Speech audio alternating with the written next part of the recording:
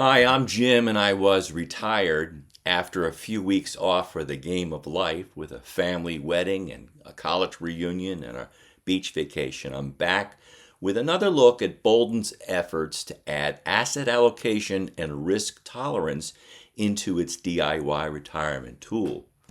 Now, in this week's video, I will look at the game of risk and how DIY retirees should think about risk in their financial plans. And I'll look at the fundamental problem I see in the way Boldin is defining risk. Stay tuned. I've done a number of videos on Boldin, formerly New Retirement, and there's a whole playlist there that you can go to. And I'll begin by saying that I'm not sponsored by Boldin, I'm just a long-term user. The issues I've spotted in Boldin's beta features for portfolio allocations and the Allocations Explorer got me thinking about the difference between risk tolerance and risk capacity. Now, when it comes to risk, many people don't have a clue, and that could mean trouble for their DIY retirement plans. Retirement is not all fun and games. I've looked at risk for the past decade in my DIY retirement, beginning with the most important risk for early retirees, and that is the sequence of return risk. And if you don't think about that risk, you will be sorry.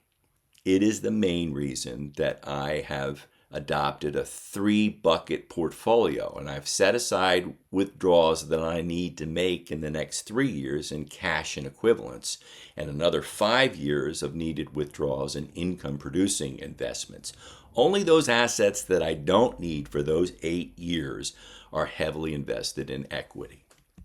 In its release notes, Boldin continues to promise position-level holdings, total allocation, and the Allocation Explorer to align your risk profile and life stages. But how are they defining risk? If you have not tried out the beta features, then be sure you've opted in here and then go to the Allocation Explorer to see what I'm seeing. Now, to recap the problem that I've discussed, when I took the risk tolerance survey, my risk profile came in as moderately aggressive, and that equates to a sample asset allocation of 70% stocks and 30% bonds. But when I went to the Allocations Explorer, I saw some different numbers. It says that a moderately aggressive asset allocation would reduce the chance of success to 68% from my current 90% in my current base plan. And when I look at the asset allocation over time, it clearly shows a 60-40 allocation, not the moderately aggressive 70-30 allocation. So what's up? I asked Boldin AI chat, why does Allocation Explorer revert to 60-40 asset allocation in distribution phase, even though my risk tolerance survey suggests a 70-30 moderately aggressive stance? Now, I'm 10 years into retirement, and I've been following a rising equity glide path as pension and Social Security income reduce the need for portfolio withdrawals. So where in this whole Explorer do we measure risk capacity? That's a good question. And this is a common point of confusion. The risk tolerance survey, your 70-30 moderately aggressive result, is only informational. It does not control the allocations used in the Allocation Explorer. You choose which strategy to explore. The Explorer itself is built on fixed matrix of 25 model portfolios, and each strategy is defined by risk level times life stage. And the allocation automatically shifts as you move through the stages of retirement. In the distribution phase, 5 years into retirement, the equity ranges from conservative 30% down here to the 60% for a moderately aggressive. Aggressive is 70%. So the 60-40 you're seeing is simply the moderately aggressive allocation for the distribution phase, not a recalculation of your risk capacity. Well, actually, it's risk tolerance that they should have used there. Risk capacity is not measured inside the Explorer. The tool models strategies and outcomes, but does not evaluate your personal ability to absorb losses. Your risk profile result is just a reference point you can compare against the strategies you explore. I will put a link to this article that details the Allocations Explorer and the source of the problem. Within the article, Nancy Gates explains that the Allocation Explorer is using these different allocations based on life stages. And in distribution, it defines moderately aggressive as 60-40 and aggressive as 70-30. But again, are we talking about risk tolerance or risk capacity? And why is everybody in distribution have the same risk capacity and risk tolerance? What's going on? By the way, in that video up there last month, I compared Boldin's asset allocation view in beta with my own Quicken for Mac. Boldin is improving. Here is the current view of my IRA and Schwab compared to what it gave me last month. There's a lot more detail, but again, it's only for your connected accounts. At some point, they hope to allow you to upload a statement and add asset allocation across all of your accounts. Hey, be sure to like, subscribe, and share this channel if you know others that are on a DIY retirement journey. How about you? Is it more important for you in retirement to think about your risk tolerance or your risk capacity? And how would you define the difference?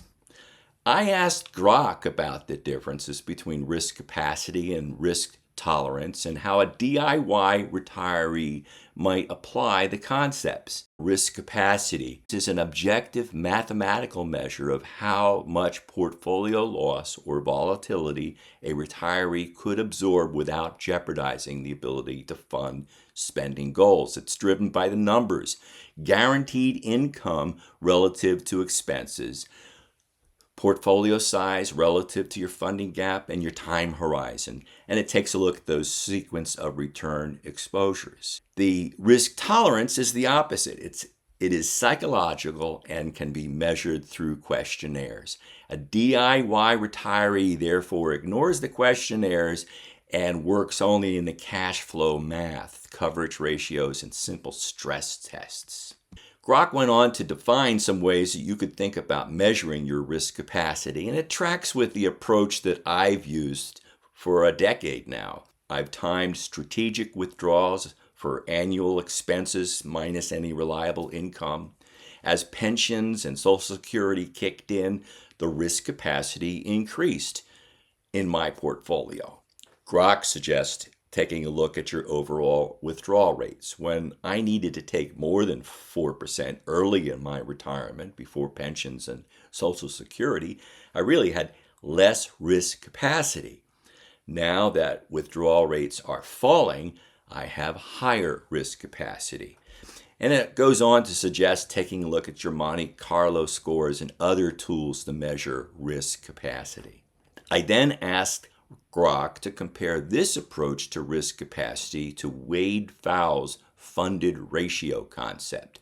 Now, I've done another video on that a while ago, and it says that both approaches are objective, cash flow driven ways to quantify how much risk a retiree can prudently take.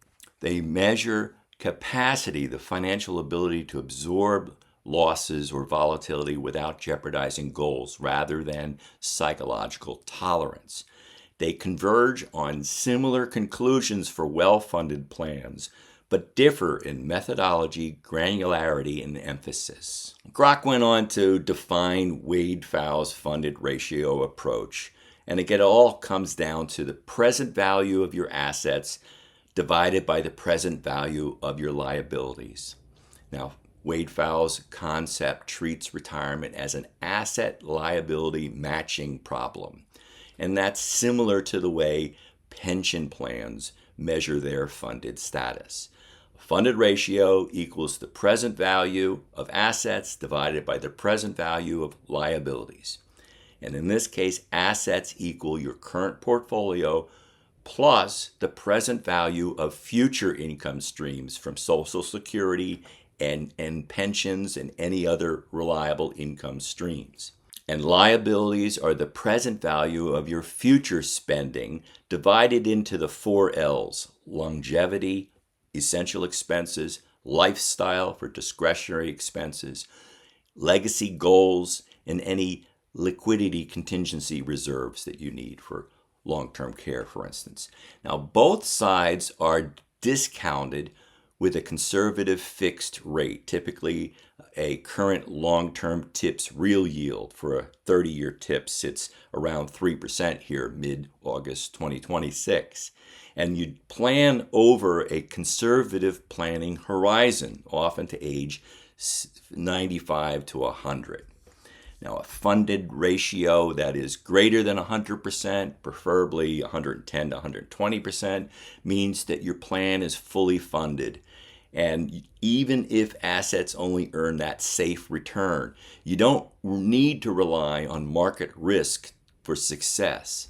The size of the surplus, a ratio greater than 100%, directly quantifies your risk capacity. And that surplus can be invested more aggressively while the matched portion of your assets are in safe assets or reliable income. Now, the similarities are both are objective math-based, not questionnaire-based. Both treat high guaranteed income coverage of expenses as the primary driver of capacity. Both conclude that a large surplus, low required portfolio support justifies higher equity exposure, and both encourage this liability matching, knowing where your dollars are going to go. Secure your essentials and then take risk. For this couple, both agree that the risk capacity is exceptionally high. The key differences are the scope and sophistication. The funded ratio is more comprehensive, a lifetime look at the present values, as opposed to the gap stress test method is a leaner, more focused on the practical danger of selling assets after a crash. The risk framing, the gap stress test directly models your sequence of return risk and any portfolio drawdowns. The funded ratio embeds that risk in a longer conservative discount rate over time.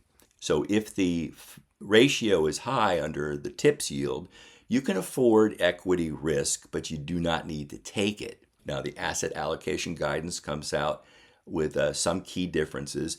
Wade Pfau often advocates matching reliable income and safe assets to essential liabilities and putting only the surplus into diversified higher equity portfolio.